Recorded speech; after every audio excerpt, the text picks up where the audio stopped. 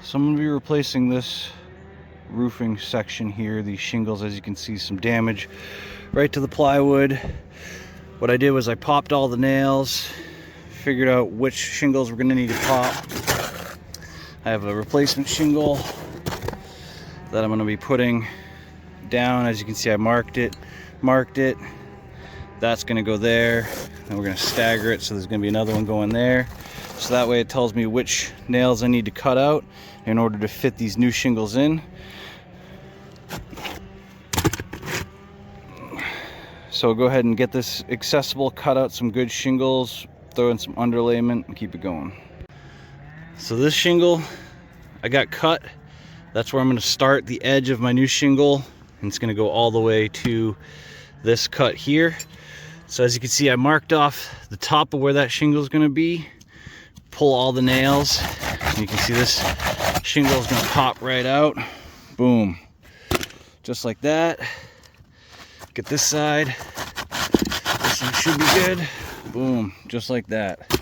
So now we have one full shingle cut out, and if you start at the top and work your way down, you'll notice that all of these nails get exposed. So pop all of your nails at the top, pull out the course, and then it'll make any other nails that you need to pull easier. But as you can see, there's no nails here because we got this big section missing. So I'm going to go ahead and I'm going to cut this one here, cut that one there, pull that shingle course out, and then we'll probably have to do this third one as well. So we'll end up replacing 3 full shingles essentially to cap this damage. All right, so now I have 2 full shingle courses removed, or 2 full shingles of 2 separate courses removed.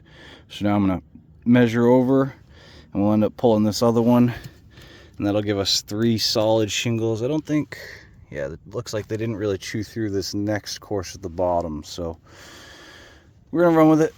I'm gonna try and get out of the sun so you guys can see it better, but now you can see I have the full shingle there removed, the full shingle there removed, and I was going to do a full shingle that comes to about there, but I'm actually going to cut it back because that's where that shingle ends. So this third shingle I'll actually cut down a little bit because the offsets are still pretty staggered, and I want to stay away from that solar attachment. But you can see here that this shingle course is not damaged. So what we're going to do is we're going to clean this area up, throw a little bit of ice and water or some peel and stick underlayment that'll go underneath this shingle and above that and underneath that shingle, so it'll cover this whole patch, and then we can throw some new shingles on. All right, now I get the area prepped out, get some ice and water cut to the right size. So what we'll end up doing is we'll end up putting that ice and water something like that. I'll go underneath that course. Come on. It'll go underneath that course and underneath this shingle course here. I'll start at the top, peel it, stick it from the bottom, so that way everything will be covered with underlayment, and we can throw some new shingles on it. Let's go. And so when I say start at the top, I have the top already stuck in, and we're going to work our way down. And what we do is we fold the paper over in half, and then we pull it down. But I'm going to get this tucked underneath that shingle course, so that way everything's ready to go. So now we basically have the repair done. We have the ice and water or the underlayment tucked underneath that shingle and tucked underneath this shingle. It's all sticked down or stuck down, whatever you want to call it. We'll give that a minute, let it warm up, get beat on by the sun. Gotta love that solar energy. Let that warm up, seal down, we'll press it down again, and then we'll throw on some shingles. Again, now we work our way top down, pulling them, and when we install them bottom up, so that all those nails are exposed.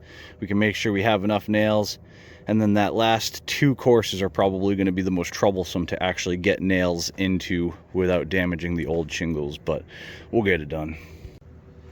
So that's the first piece. Now we're going to put in our full shingle and our full shingle, and we'll never even see this again. So now we got our first full shingle in, and you can see it's slowly starting to disappear, the damage. We got one more in and button it all up, and we'll end up sealing down all these courses. Just double check throw some sealant over all of our nails, make sure it can't leak. Call it a day. It's gone. So now we got the full course up top, full course in the middle, cut shingle there. Looking pretty good. We're gonna go back, hit all of these with some sealant, cover up all the nails. And the sealant basically acts as like a glue, and it's gonna glue these shingles together as well, so that, you know, we don't have to worry about them flapping. Eventually the tar will help seal them down as well, but we want to put some panels on it. We want to get it tight, buttoned up now. So let's go.